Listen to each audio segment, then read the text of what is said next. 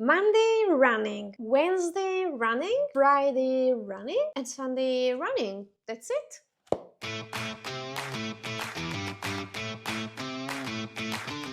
Hey fellow runners, welcome back to the Runner's Bible Beginner's Edition, a series for all beginner runners who want to approach this discipline but feel a little bit lost and need some guidance. Here I am today with a very special topic. Runners' routines. What are runners' routines, first of all? It's basically all which is beneficial for us runners to stay injury-free, to boost performance and recovery, and just be an overall healthier and happier runner. So what are those miraculous runners' routine that I'm talking about? There are mainly 6 of them. Strength training, warm-up, cool down and stretching, mobility, running technique, and recovery. Oh, but that's a lot! You wanna know more about each one of them? Then stay in this video because we're gonna talk about them into detail. No matter the type of run that you're doing, you really need to warm up first. Warming up is critical for preparing your muscles, joints, and cardiovascular system for the run ahead.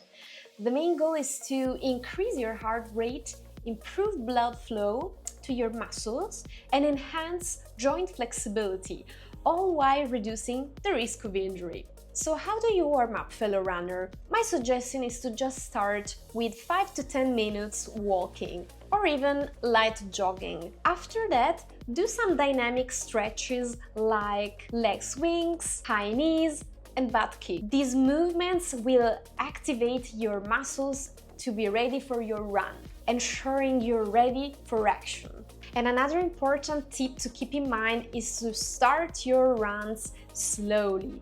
If you need some inspiration for your warm-up, check out my 9 minutes routine and I'll be for sure be doing more of them. Now that we are all set with your warm-up, let's jump into the next runner's routine. This is often very underrated and I'm myself guilty. When I was a beginner, I also neglected strength, so make sure to not repeat the same mistake and incorporate immediately some strength in your weekly routine. And with strength, I mean your whole body, fellow runners. It's not just about your lower body. Of course, it matters a lot for us runners, but it's not the only thing. We need, for example, also strong core, strong arms, and an overall strong body if we want to avoid injuries and want to boost our performance. So the general rule here is to distance your hardest run session with your strength session. I know this is a big issue for many runners, and I'm still myself in that struggle, believe me, after 15 years, but you just figure out at least what's the least worst and try your best to stay consistent and blend everything in a smart way, indeed.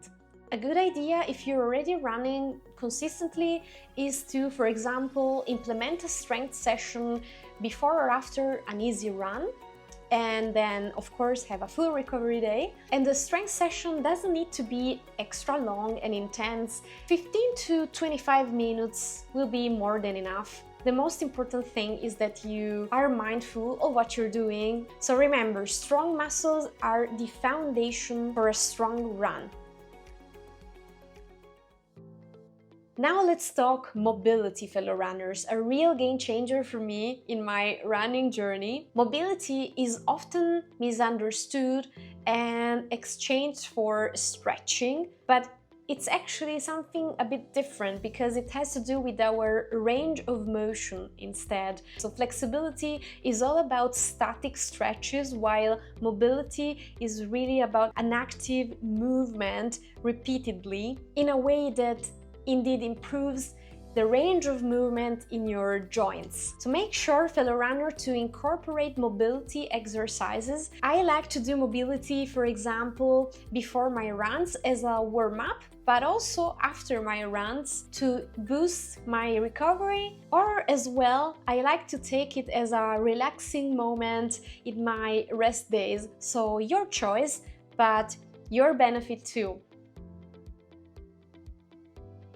Now let's come to cool down and stretching. So of course, after your run, send your nervous system this message that I'm done, it's time for relaxation now. And how do we do that? Very simple. We slow down, gradually lower our heart rate by running really easy or even starting alternating running very slowly with walking. Once you're done with that, it's time for stretching. If you need some inspo for your post-run or post-workout stretching, here's a video for you. And as a general rule, please keep in mind to devote at least 5 to 10 minutes to your post-run or post-workout stretches.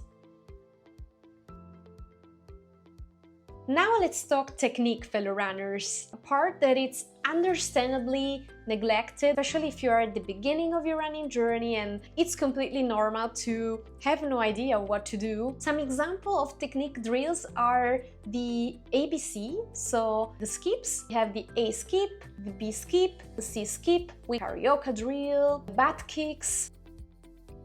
Coming now to the frequency, you don't need to devote half an hour or an hour for technique training. My suggestion is to incorporate them, for example, in your warm-up, so 5 to 10 minutes, and you'll see already huge results.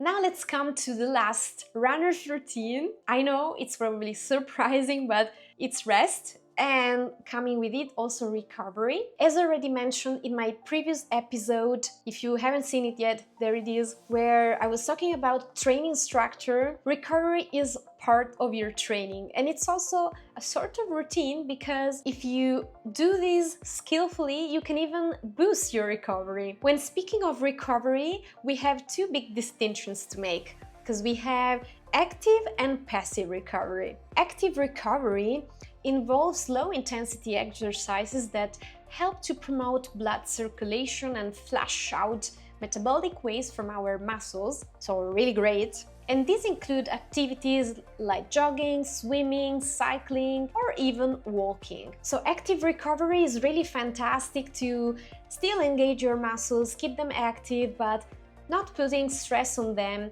My favorite way to do active recovery is through yoga and mobility. So just find the best active recovery for you, fellow runner, experiment, and be sure that active recovery is really what you need, because this also involves still exercising in some ways. So if you feel that you're really fatigued also in your mind, maybe it's better to go for some passive recovery. And here we come to that. So passive recovery involves complete rest, allowing your body to recover without physical exertion.